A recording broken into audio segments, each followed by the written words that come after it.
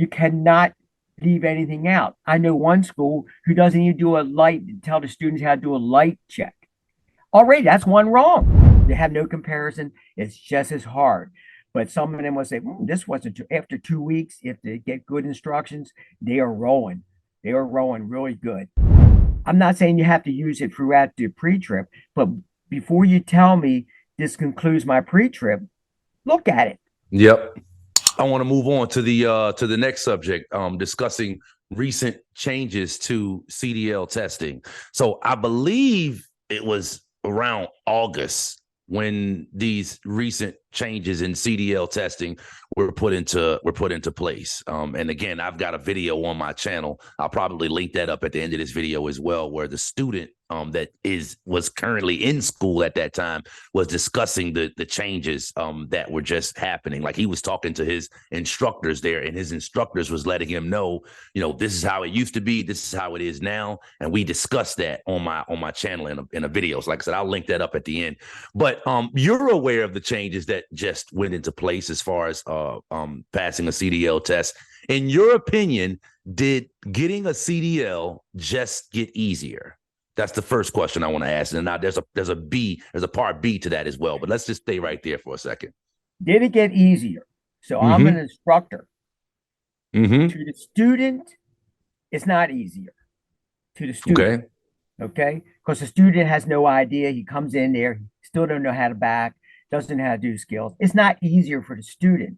But as an instructor, and all the instructors out there listening, yes, it's easier. It's much easier. It's much easier. That's it. Because as an instructor, we know what it was like to do a parallel park. We know if you had alley docking in your state. We know what it was before. We know that the pre-trip inspection was over 100 some items. You had to get 60 answers right. So if you was wrong on your steer axle, you was wrong everywhere else on the other drive and back to the trailer. We know it's easier, but for the students, they don't know it. Gotcha. They don't have that point of comparison. They have no comparison. It's just as hard. But some of them will say, this wasn't too. After 2 weeks, if they get good instructions, they are rolling.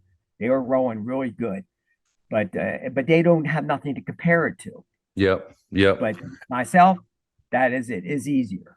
And just to be clear, for anyone that doesn't know, you just mentioned alley docking, you just mentioned parallel parking, and you just mentioned how the pre-trip used to be. And I went 7 years ago, you had to do everything on every axle all the way down the trailer. Well, now those three things, from what I understand, have changed. Is that correct?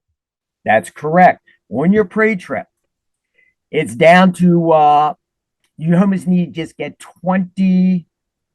I think it's I don't have my paper in front of me, maybe about 22 answers correct. And you have a checkoff list, which represents what's in the industry. Everyone has a DVIR, which is a vehicle inspection list that you go at when we start work and we end work. We check off when we review our DVIRs and make sure the vehicle's properly ready to go on the road, or at the end of the day that we double check it, make sure it's ready for the next driver that's going to get in that truck. If you slip seating is sharing a tractor with another driver. So yes, it's easier. Before, when you did a brake test, checking your brakes, you had a slack adjuster that you was checking, you had to push rod, brake pads or whatever. All you have now is checking your brake lines, any airlines going to the brakes, and contaminants. So two things. That's all you're checking for your brakes. Everything else is not on there. That's crazy. Alternator's not on there. Alternator's not on there. Exhaust system's not on there. But if you look at your pre-trip inspection form, your checkoff list. So if I get my air brake leak test done right, there's 4 parts to the air brake leak test. You have to know all 4 parts. You need to study. I tell my students, you study this every single day, these 5 or 6 times a day. In the morning, we do it like the Pledge of Allegiance. We recite it together over and over again. So I want them to know it like the back of their hands. And to pass that. Other parts is easy on the checklist. It says battery. That's it. Just check the batteries due to security mounted, not damaged, and it says it has some rubber cables, not shafted. So do the proper pre-trip on the battery. You cannot miss that. Mm-hmm. Okay, it has your horns. S. Okay, there's only two horns. You should not miss that. So, like I'm saying, once you pass that air brake leak test, and even just checking off items that's on your checkoff list, that's basically just one item, you're in good shape now. You should not fail that. Someone that fails this pre-trip, That's crazy. And you they get to walk not around do it. with this list, right? You get to Yeah, have it with you, right? right. But it doesn't tell you how to inspect it. It Uh-huh. just tells you, you still have to inspect it properly. If you inspect it wrong, and let's say it's the air compressor is not on the test, but some schools want to hear it. If it's a third party testing site, they want to hear that. If they want to hear it, you better give it to them. And if you don't use the word not leaking, you don't got the You didn't point. You don't expect get it credit. correctly. You Yeah. have it wrong. So Yeah. now where it was where you had to get 67 or more right, now is how many you get wrong. So you need not to get any more than I'm not know if I can say, but it's really common knowledge what it is. Because if you look for YouTube, you'll find the answers. Mm-hmm. So we'll say 9. If you get 10 wrong, 9 right, you pass. If you get 10 wrong, you fail. Okay. Okay. I'm not giving but if you look on YouTube and FMCSA, you get look on your website, you'll find it. You'll find the Yep. answer to that question. How many, but it is not. That's yes, the pre-trip might be easier, but the point system, you got to know it. You cannot leave anything out. I know one school who doesn't even do a light, tell the students how to do a light check. Already, that's one wrong. So Uh-huh. now you don't have you just you just hurt yourself. You cannot leave anything out. So, but it's not a hard test.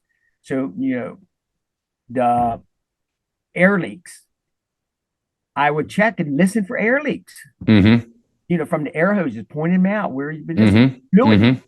That's not that hard. The engine, I'll Mm-hmm. be looking for fluid leaks on the ground or on the side of the engine, which may be coming from the transmission or engine areas or, whatever. Get it. It's not that hard. So most of the test, which on the papers is only refers to just one item. When it comes to fluid levels, it says fluid levels. Okay. Now it doesn't tell you on the paper what you're going to check. But if you look in your CDL driver's manual, the answer is right there. You'll be checking your coolant reservoir, power steering reservoir, etc., oil, dipstick, and all that stuff. You'll be checking your fluid levels. Mm-hmm. You get that credit for right. Light indicators. If you miss any light indicators, it says light indicators. You're not checking and saying, well, my turn signal's working. No, it's your indicator on the Mm-hmm. dash that's working. And most trucks have 5 or 6 indicators. If you Indicators. miss one, you don't get credit. It's wrong. You can get 4 and miss 1 or 2. It is wrong. You don't get the point. Just like your Gotcha. outside light operations. If you miss one, you don't get it. That's wrong. That's a wrong answer. You got to get it right. But it Got is it. easier if you use it. Now I have some students who have failed in pre-trip inspection, and I'm also an examiner. Okay, Okay. I test students, and I said, why did you use your checklist? I'm not saying you have to use it throughout the pre-trip, but before you tell me this concludes my pre-trip, look at it. Yep. If there's any questions, wait a minute, I forgot the horns. Mm-hmm. Long as you pass the air brake leak test, you can go back, open up the door, and hit your air horn, city horn. Maybe you didn't check your 3 emergency equipment, the fire extinguisher, fuses or circuits, etc. Go back and get it, and then check it off. Got it. So, but use the checklist. Only I don't want to call anybody a fool, but if you don't use that checklist or have it handy with you, you Yeah, make a something's mistake. wrong with you. Yeah. Right. Yeah. But I do know, even during the old test, I can tell you in 10 minutes, I knew as an examiner, the student's passing. I knew it. Uh-huh. It only took me 10 minutes or 10 minutes within during the testing that I knew who's going to pass and who might fail. Some did good in the first 10 minutes. I said he's on his way, and all of a sudden ran out of gas because he Uh-huh. never knew the rest of the trailer. All he's doing is one steer axle. He Uh-huh. don't do the other ones. But I think on the test paper on the check office, it has airbags. The examiner probably should cross that off because there's usually no airbags on steer. But I tell my students, don't trust any examiner. You go back and walk down and point to the airbags on the drive and tell them how you inspect it.